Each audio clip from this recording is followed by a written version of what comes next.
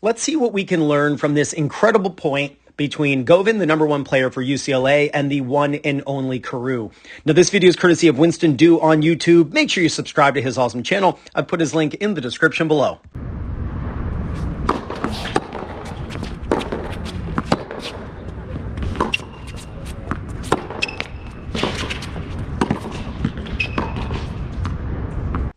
Oh, so there's so much good stuff here. All right, let's get to this. Let's talk about the return of serve for Carew, right? Perfectly timed split step and perfect footwork into this return. So let's look at the split step timing. You always want to land after the opponent hits, and it's around 0.2 seconds that you want to land after they hit. So there's the contact right there. We put the timer down and watch Carew, boom, right there. He's landing, and look at that. 0.2 seconds. The reason is because you want to synchronize your brain and your reaction time with when your feet hit the ground. So there's about a 0.2 second reaction time for us visually when we see something. So we want to land when we're reacting, which again is why you want to be kind of in the air as the opponent hits and then land after they hit. Now, the return of serve footwork is split, turn, hit, step. And Carew does this perfectly. Split, turn, hit, step. That gets your body weight into the return. When it comes to returning fast first serves, your goal is to center the ball. Now, Carew doesn't get this ball as deep as he'd like. I mean, Govind's a really good player, and Carew obviously is too. But again, that's why you want to work on a big serve, because it can force a weaker return. Now, Govind doesn't do much with this ball. I mean, he hits the ball pretty deep, but it really doesn't get Carew in a bunch of trouble. Now, Carew uses what is called a back foot pivot on this shot. Notice he is pivoting on his back foot. This is not wrong. You hear a lot of coaches say you always got to get your weight going forward. That's actually not true. And in fact, when your opponent hits really deep, it's actually in your best interest to just embrace the fact that you're leaning back and you pivot on your back foot, taking your front foot and moving it backwards. So watch his left foot come toward the camera. That's because he's pivoting on his right foot. A forehand is a rotational shot. We need to rotate into this ball. So by actually bringing the left foot and moving it back, he's actually going to hit a really good shot. Now, one thing I really liked about this shot is how high Carew hits this ball over the net. Height gives you depth. So Carew is moving backward. So anytime you move back, you want to aim higher over the net. That's going to give you the depth.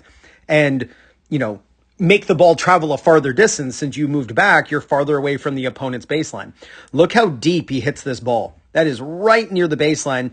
Govind does a little buggy whip finish, but because of the depth, I mean, we just saw Carew moving back. Because of the depth on this shot, now Govind doesn't do a ton with this ball, and that's when Carew notices his moment to attack.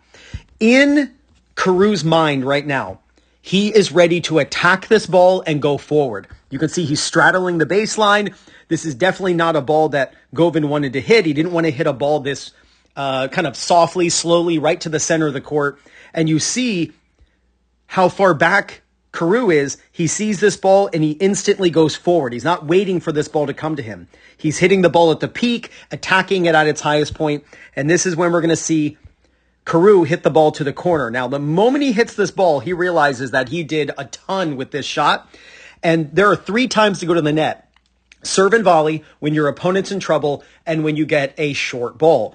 Right here, he basically got a short ball, and he got his opponent in trouble.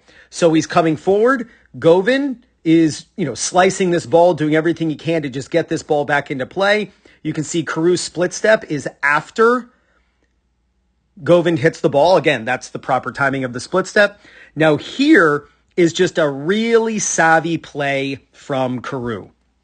When you have a volley that is at net level or especially below net level, it's in your best interest to not really hit the ball into the open court. And the reason is because what you often do is you often hit the ball right to where the opponent is going to go, and then they have an easier time going for the pass or lob. So it's actually in your best interest to keep the ball more in front of you. It's called HTL, hold the line.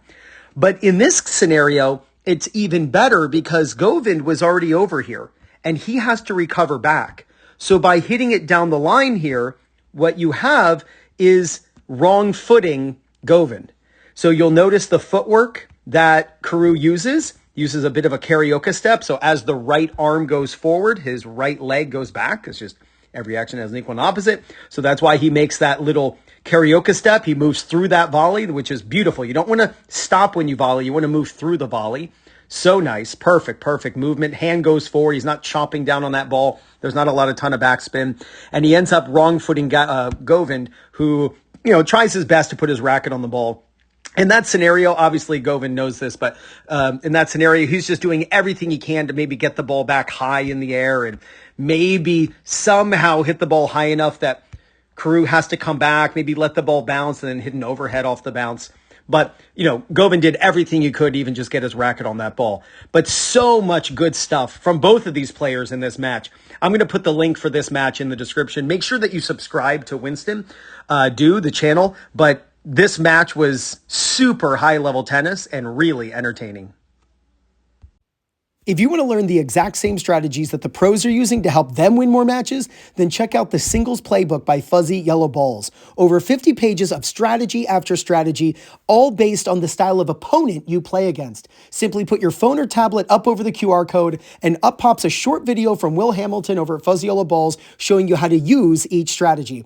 To get it, simply use my link. It's in the description. I'm also going to pin it in the first comment. And if you're looking for people in your local area to play matches against or practice with, maybe you want to find a local league at your level, or you'd love to find a coach who's close to you who can help you with your game, then use my link for PlayYourCourt. It's playyourcourt.com/2minute tennis. When you use my link to sign up, you get 50% off. So click right here to check out the Singles Playbook by Fuzzy Yellow Balls and go out and film yourself playing matches. Review your strategy, your footwork, your shot selection, your technique. If you do, there's no doubt you're going to gain confidence, win more matches, and play much better tennis. This is Ryan Reedy from 2minutetennis.net. You got this.